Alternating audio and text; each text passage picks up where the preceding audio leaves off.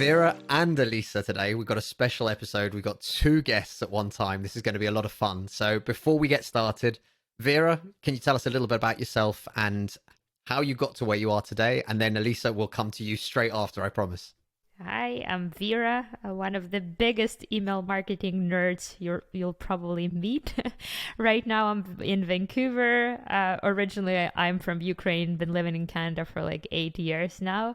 And email marketing is what I do. Email marketing is what I love. I work as an account manager in a company called Flowium, and we actually help businesses to deliver the right message to the right person, as we like to say, because that's what email marketing is all about. And I love what you do, and I am the email marketing nerd. We do have the podcast with Alissa as well, so we are gonna bombard you with some action tips for your business today.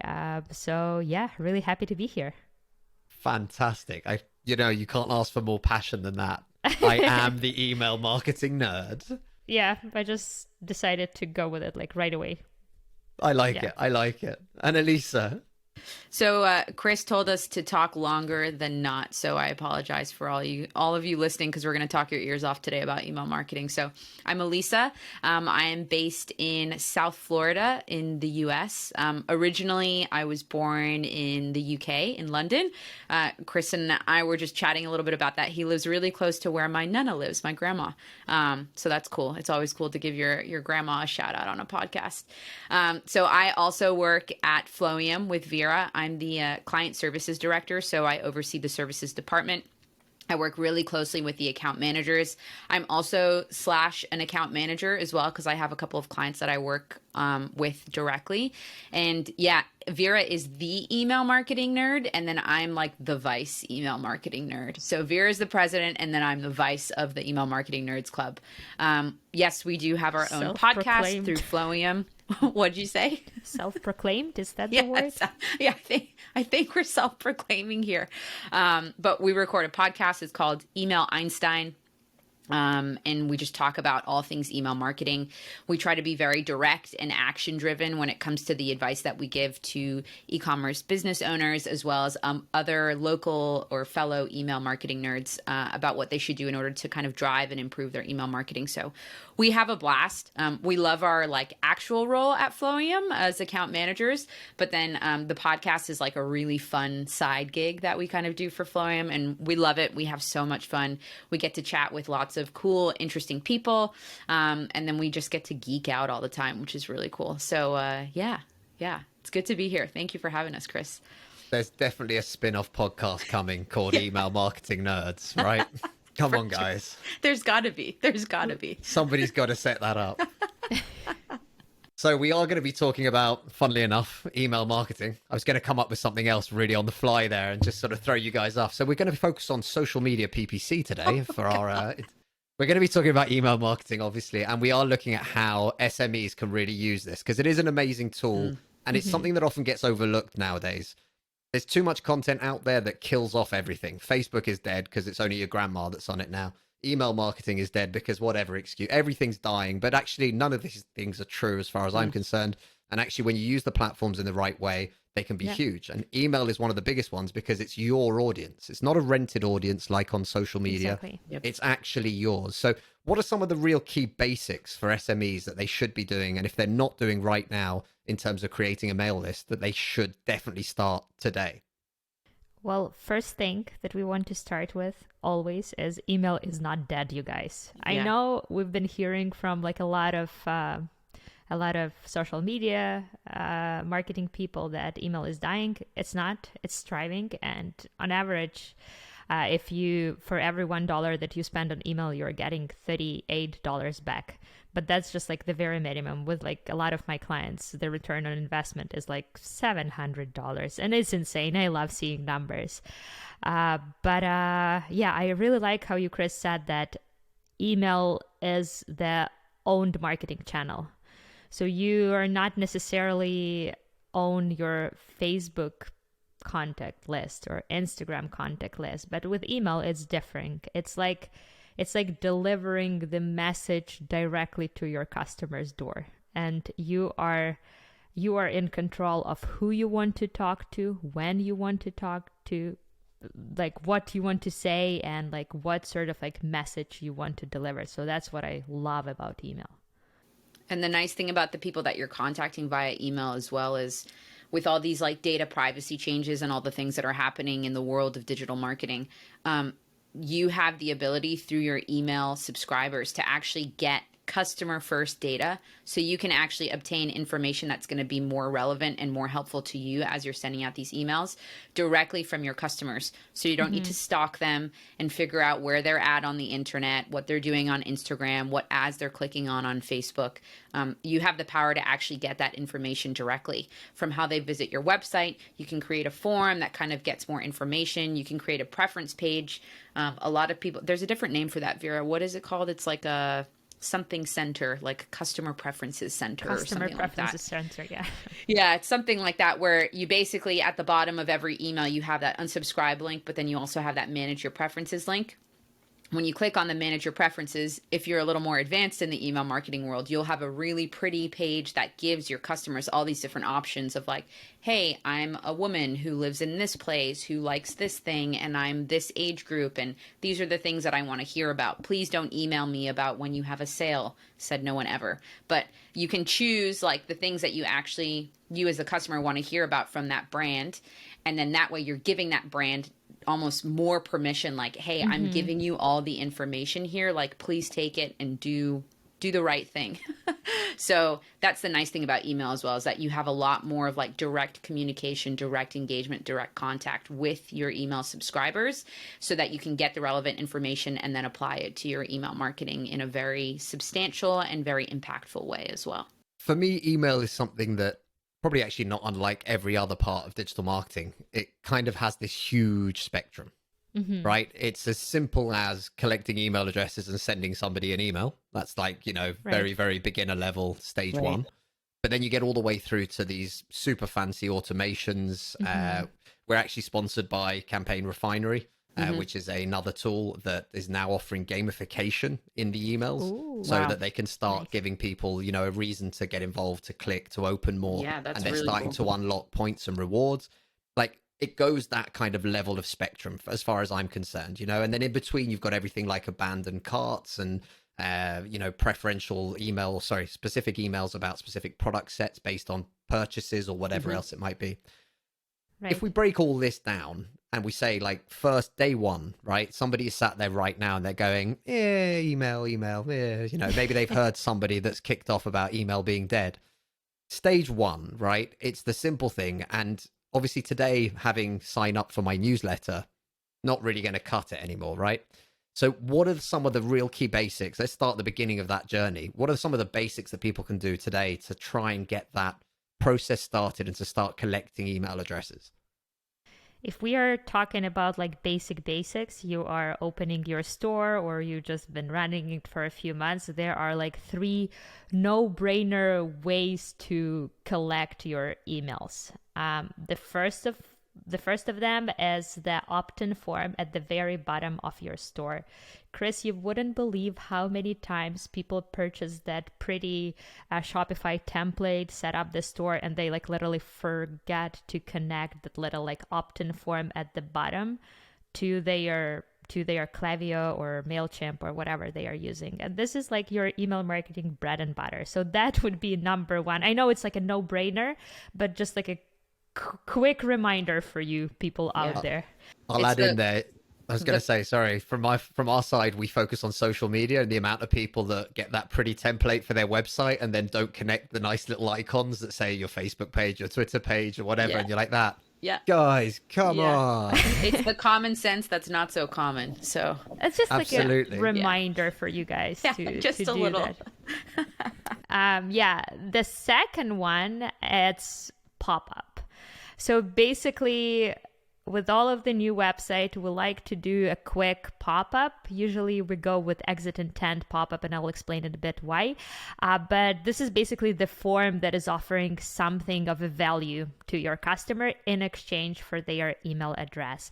So like, I don't know about you, but probably like the majority of internet users are very like hesitant to give out their email address these days because they've been like bombarded and harassed over the email in the past.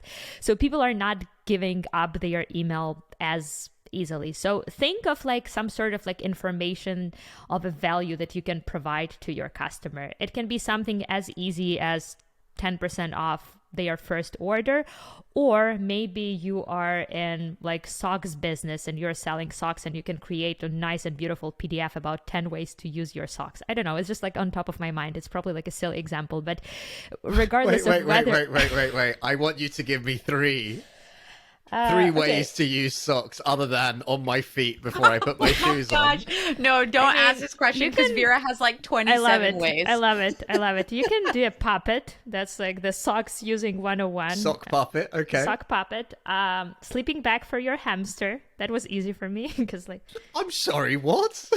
Why not? I mean, yeah, sleeping bag for your hamster. That was like on top of my mind. And the third one. And the third one would be like a tea bag. You can use it as a tea bag, for example.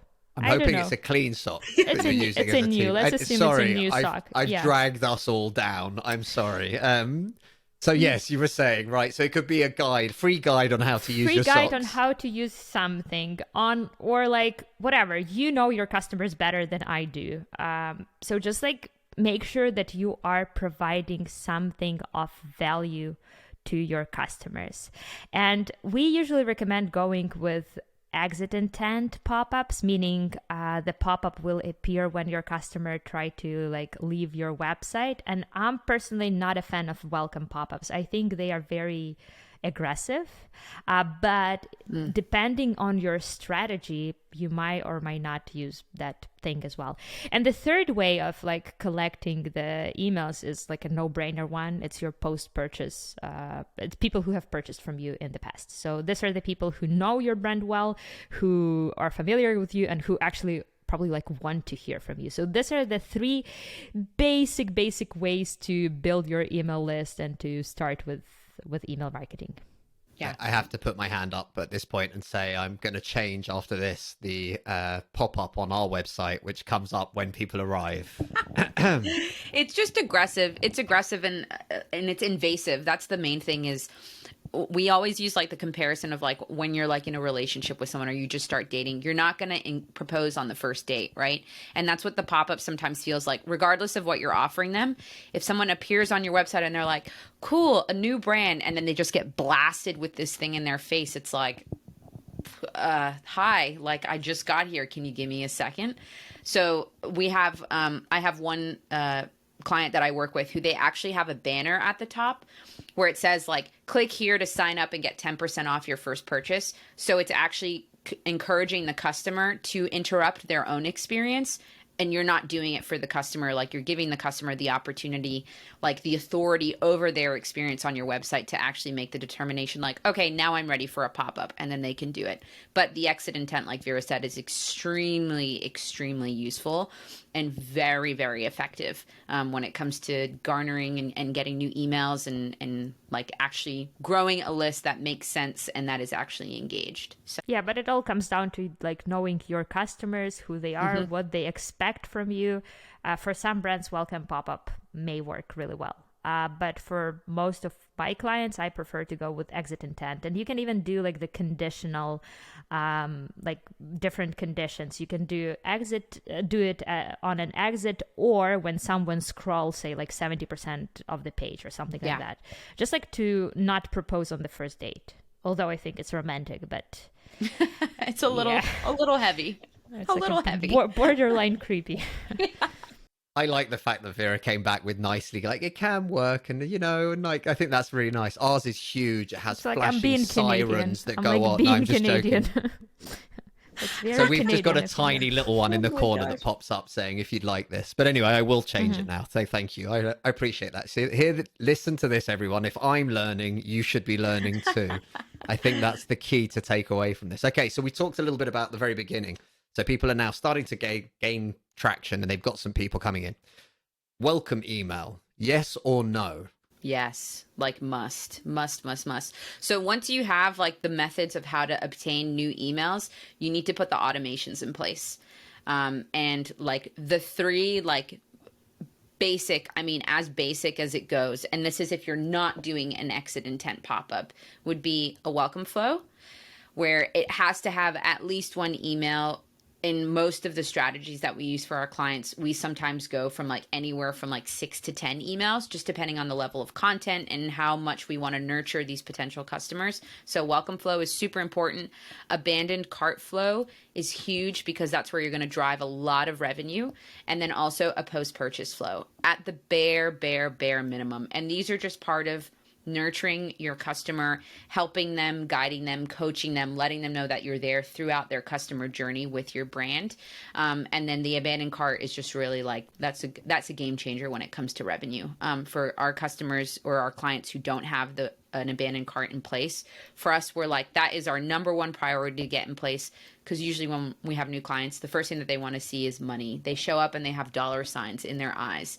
And it's great. I totally get it. Obviously, everyone's in the business to make money. But the abandoned cart is where you're going to see it the quickest, and it's going to be the most effective. Even though a lot of it's so weird to me that it still works, but it's just one of those things where like it always works. People always fall for it. I even fall for it, and I create abandoned cart emails for a living, and I get them from brands, and I'm like, you're right, I did leave this in my cart. Let me buy it. And then I'm like, oh, they got me. Before it goes out of stock, right? Yeah. Before it goes out of stock, it's always that like urgency thing. Quick, grab it quick. It's going to go out of stock. It's still in your cart. We're going to remove it in an hour. And you're like, no, I have to get it. And then you realize there is a nice part to that though as well. And I know it's a little bit of a kind of sales technique, let's call it, by having those abandoned carts. But there is also a reality to it, which is we're all busy. So you're in the process of doing this, and you quickly, then something beeps on your computer, then your phone rings, and then you're off on like different tangents. Yep. And you know, right now when I'm recording, I only have one tab open. But in real life, let's face it, we end up with a fair few, read 20, 30, 40, 50 tabs open at any one time. And it does actually happen. And I talk about this a lot from our point of view. It's to do with the retargeting ads and the amount of times. Well, yeah, I was looking at that. And actually, I looked at it fairly substantially. I was looking at a couple of pages. I looked at the sort of technical specs or whatever it is for a piece of kit. And then suddenly I'll see an advert for it. And I'm like that. Oh, thank God. I never finished looking into that, or I didn't. So there is I think there's a beneficial thing. Now, admittedly, this might just be us as marketers going, yeah, we think we're lovely people. Everyone else is going, no, you're not at all. Stop it. You're taking my money. Yeah. Stop pretending as you steal more cash. Anyway, that's just my point of view. No, so I agree, though. I agree. And there's another flow. I mean, this is a bit more advanced, but there's another flow that's an added to cart, where once the email already exists in whatever ESP that you're using, when the email already exists, you can notify the pre-existing customer that they've just added something to their cart. So they haven't necessarily gone through the checkout process where they've put in all their information. They're just missing the payment. They've just added a bunch of stuff to their cart. I do that a lot, like window shopping in the digital space. So I'll add a bunch of stuff to my cart and I'm like, oh, look, a $20,000 cart. Never going to happen. But I'll get an email saying, oh, hey, by the way, like you added stuff to your cart.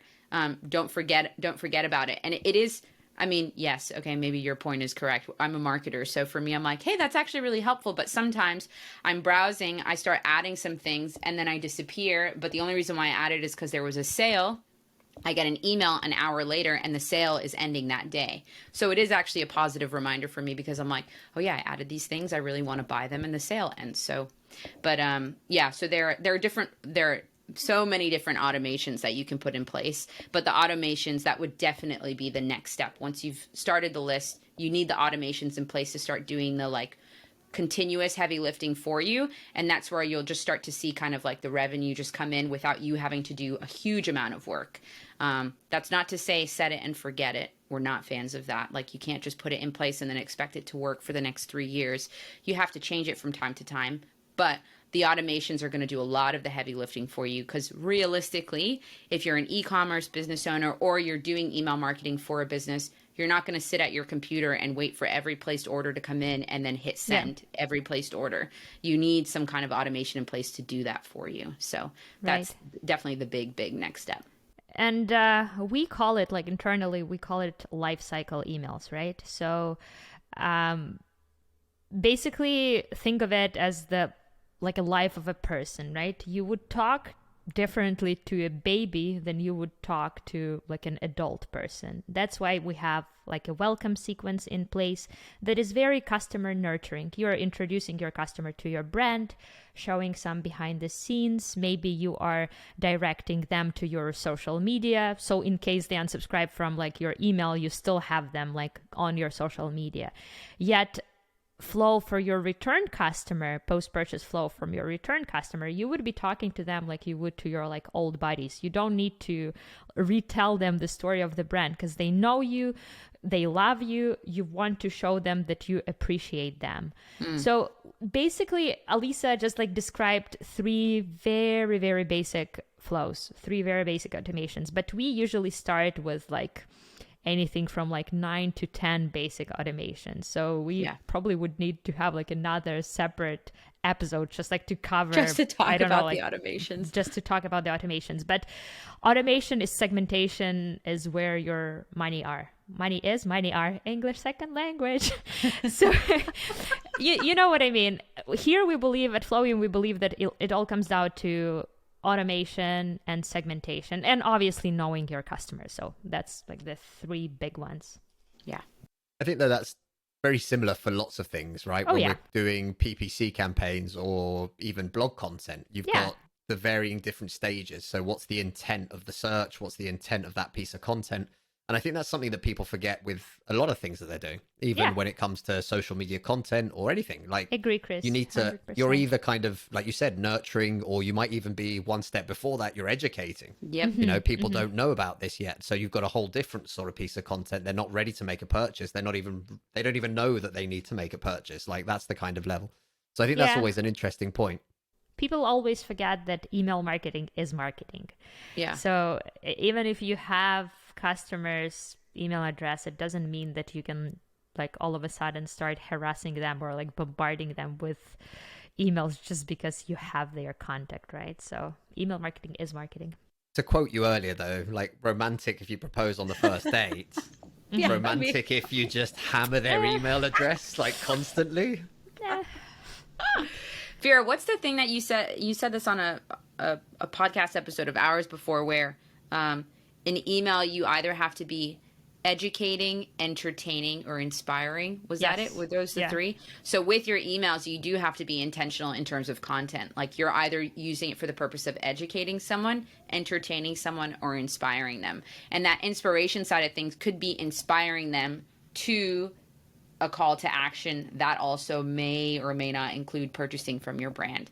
So there's that aspect of it too, but you do want to have some kind of focus or some goal at hand for every one of your emails, because if you're just sending out stuff to send it out, that's a really quick and surefire way to piss some people off, and then also get a very large group of unengaged subscribers in your list. So I literally had a conversation with a client earlier on, and one of the key things that we were talking about was I was saying, you know, content for content's sake, there is nothing worse than that.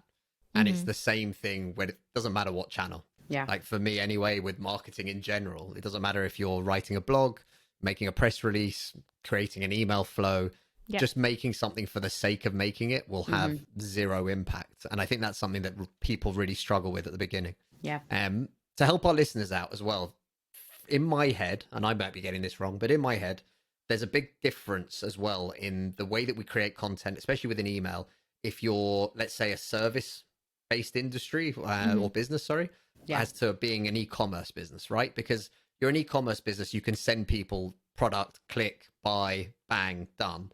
In the service-based industry or in any kind of consultative, is that a real word? I'm not sure. But consultative, I believe that is. Anyway, if you're a consultant, and you're trying to do this, it's again, and you mentioned something earlier, which I think is really important, understanding what that sales cycle is and that life cycle. But the reality is, you know, from first touch point with a client or a prospective client for some consultants, it could take 6 months to close a deal. And understanding that. So I'm guessing there's big differences. Oh, yeah. There are big differences, but the main thing is that those touch points, it's the same, right, across the board. So I think one of the stats that we've used quite a bit is that it takes 17 touch points on average for someone who's getting to know your brand to actually become a customer. And so email is phenomenal. Vira and I are 100% behind email. That's what we do for a living. It's what we love. It's what we know. That is like our marketing expertise. But email, I'm not sure how successful email would be if it was just standalone, because you do need all these other customer touch points, which is why marketing as a whole, it needs to have multiple different avenues, multiple different channels, because email may not work for all of your customers. So that's also going back to the, like, you have to understand who your customer base is because email may work really, really well for your customers who are between that like 45 to 60-year-old age. But then like TikTok may work better for your customers who are within the 20 to 30 age range. So it's really important for you to understand, or for anyone who's listening to understand, that multiple marketing channels, it's like an entire holistic approach. So the email marketing side of things, that's one aspect of it. It's one very powerful and important aspect of it, but it's just one side of the story. You have multiple different things that need to contribute. And so the email is, you should consider that as one of your touch points. Now, more frequently, it's the touch point that you can kind of gauge and use as more of like a revenue attribution method, but it is one of those touch points. And this is something Vira and I talk about all the time, even for us as like in our personal lives as consumers. Like there's a brand that I've been following now on Instagram for like 2 years, and they sell bags. Of course, such a female thing, but they sell bags. I said nothing. No, my husband, if he heard, would kill me. He'd be like, you and this stupid bag company. Like, I have a bag with bags in it in my closet, and I don't use any of them, but I always want more bags. It's bizarre. But anyways, there's this brand I've been following for like 2 years. I'm subscribed to their emails. I go on their website all the time, and I've yet to buy a bag. And I'm that annoying customer who needs like 57 touch points before I'm like, okay, I can really commit, like I'm actually going to buy a bag.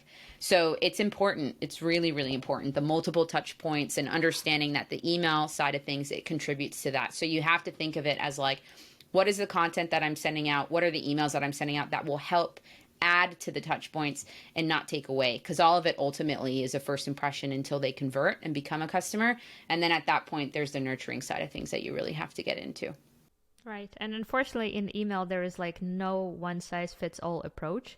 Obviously, if you're selling the mattresses, your life cycle of your customer will be very different from the company who's selling socks. So maybe your win back series will not start in like 6 months because no one is buying it like a new mattress in like 6 months. So the same with like an agency. Again, all comes down to understanding your customer's life cycle. When are they doing things? Why are they doing things? And like who they are, basically. I think that it's huge how many times when we've had conversations with companies and they'll be saying, you know, we need quick wins. And we'll go, okay, cool. So talk us through this, right? So usually you get a new lead, you sign them, they pay you today, and they're like that. Oh, no. There's like a whole series of things that we have to do. And you're like that. So what does a quick win look like? 6 months from now? And they're like that. Yeah, when you say it like that, and you're kind of looking going, no, but these are really important things. And it's quite shocking sometimes. And these are businesses that can be producing and doing very well, you know, really good results, talking multi-million pound revenue. But you have these conversations that are like that. Oh, I don't know. And the next step that this kind of flows into, and this is something I wanted to ask you guys about, is understanding those statistics. And this is something where a lot of, especially SMEs, until they get to a point where, you know, it's a huge company and there's someone whose job is only to look at numbers and stats, etc. But what usually invariably happens, people don't know how many new signups they're getting a week. They don't know how many leads they get. They don't know how many leads convert into clients. They don't know what the lifetime value of their existing clients is. They don't understand what that cost of acquisition is. And I think that the same is true for the marketing channels that we use. I mean, the reason I love digital, and by the sounds of it, you guys are the same with email marketing, is because we can tell. We can tell you this is how many people engaged with this. This is how many people engaged with that. This is how many people engaged with this over that. We can do all of these amazing things. But what are some of the key criteria or the key KPIs, we call them, that people should be looking at, especially in those early stages, that they can start monitoring and making sure they're progressing in the right way? Right. That's a good one, actually, because usually customers, like clients, the number one thing that they are looking for is the revenue, but it's not necessarily the only thing that you should be tracking. With email marketing, it's definitely your open rates, click-through rates, and conversion rates. And open rates and click-through rates are super important, especially at the beginning where you're just like starting to send emails. It's your time to shine. It's your time to show platforms like Gmail and Yahoo that you are a legit senders, that you're the legit sender. Basically, there's such thing as sender's reputation. So they are giving you points for how good of a sender you are.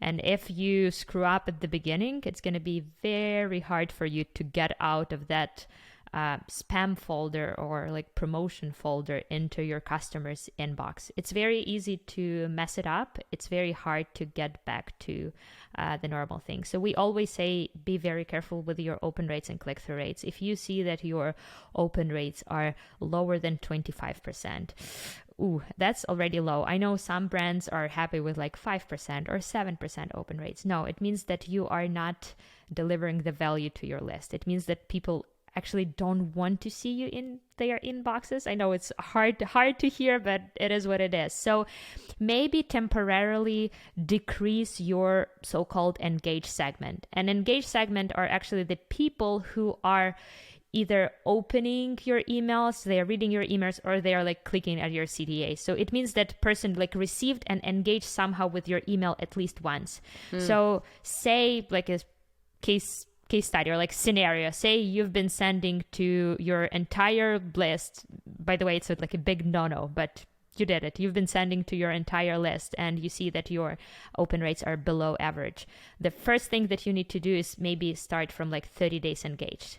It's maybe, it sounds like a lot, but believe me, you will see a big revenue generated from more segmented list. And in fact, the more segmented your list is, the more revenue you will get. It almost sounds counterintuitive, but we've seen like this number, it sounds almost fake, but marketers who use segmented campaigns, they actually notice as much as 760% growth in their revenue over time, obviously. So segmentation means being more bringing more value to your customers. So start from like creating that engaged segment.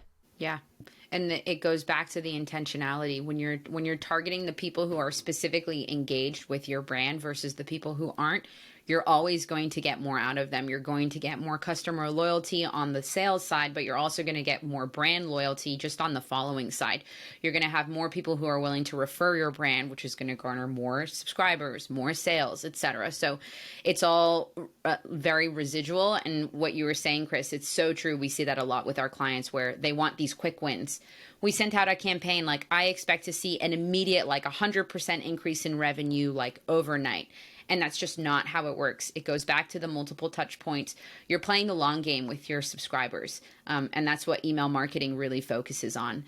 It's really difficult for us to do things where you turn on an abandoned cart automation and then the next day you've already made $20,000. You know, that's just not realistic. It's a long game. It's about creating touch points at every stage of the customer journey. We call the automations that we put in place for our customers the customer life cycle, where you're touching them, you're emailing them, you're reaching out to them at every single part of their journey as a customer, from when they first find out about your brand up until they become VIP customers and they're purchasing with you every week, every month, however often it is. So those are the things that people just have to focus on when it comes to email marketing. And then also just touching on the segmentation side of things, so important. Like it goes building your list, automations, and then segmentation. You really have to understand the group of people that you're sending emails to and figure out what different categories you need to put them in and send emails based on what the interests are of those categories. Because if you don't segment and you just send to a mass group of people, you're going to look really, really silly, first of all, because sending a welcome email to someone who's already purchased with you or sending a welcome email to your VIP customer does not make sense. And then you're also going to really hurt your sender's reputation, which is a huge, huge miss for a lot of brand owners. They don't understand the importance of deliverability. it is a make or break. You spend all the time, all the effort, all the money in making these beautiful emails. You have the perfect subject line. You have the perfect CTA. It's going to convert because you have a great offer. The email is like an A+, and then you send it and it goes into the spam box. And that's it. All your work is literally down the toilet. The customer won't see anything that you've done. And so you're just going to lose. So it's the segmentation side of things. Like, we talk about it so much with our clients, internally, on our podcast. And somehow still we miss the mark. I'm like, what are we not saying here? Like, we have to like get this importance out to people because it's really, really crucial. It'll make or break your email marketing, honestly. I think it's always interesting because no matter what channel we're talking about, like we all talked about at the beginning, I guess, marketing is still marketing. Mm-hmm. And, you know, we forget.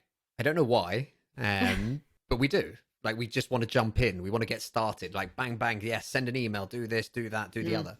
And like you said, it's the touch points. You know, one of the guys who used to work with us, James, used to talk about it in a very weird and kind of stalkerish way. But, you know, you just want to be that guy who's just constantly tapping on the window, just gently tapping on the window so that everyone knows you're there. And you're like, that sounds a bit creepy. It is creepy, right? I told you, Jod, if you're listening, it's creepy. But the main part about it, though, and the part that I do agree with, is we do need to stay front of mind. We need to be there so that people do remember us. We need to make sure that we're constantly building that relationship. And the only way to do that is to have those regular kind of touch points. And I think that's the part where people let themselves down. They want the quick wins, like we talked about, even if they're not sure what that actually looks like in their business. And they want something that's going to bang, magic, quick, send it to everyone. You mentioned earlier, you know, the rates are getting increased rates by segmenting and actually sending out less emails, but to the right people with the right content. That's where you make money. And again, it's the same thing, right? You can't force people to want to buy something in particular, but you can start to play with those trends and make sure that the right people are getting the right kind of offers. So I think that's huge. Right, before we wrap up, because we're going to we are actually close to the time. But before we wrap up, what's the one best tip? Doesn't have to be about email marketing, but knowing you two, it's definitely going to be about email marketing. But what's your one biggest tip that you'd give to any SME out there right now that's listening? Oh my gosh. Wow, it's gone deathly quiet. Build your email list. Yeah.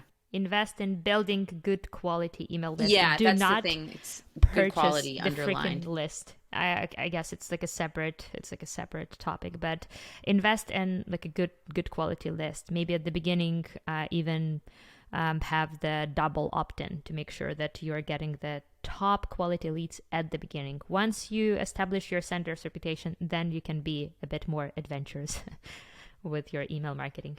Just to follow up on that, if you have a good quality list, all the changes in the industry could happen. That will not impact you because you've got a good quality list of customers who really care about your brand and want to hear from you. So we have some clients that come in and they're like, I have 100,000 subscribers. But then you look at the actual active profiles and you're like, yeah, but only 5,000 of them are engaged. What's going on here? So the size of the list does not matter. And this size does not matter at all here.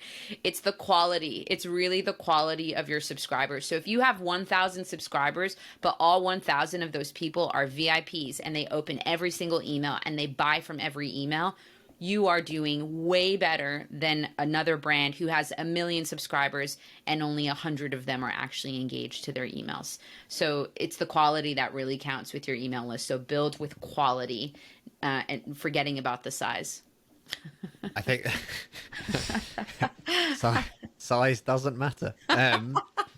Anyway, yeah, that's a great place to wrap up, really, at this point, isn't it? That's fantastic. Vira, Alissa, where can people find you online?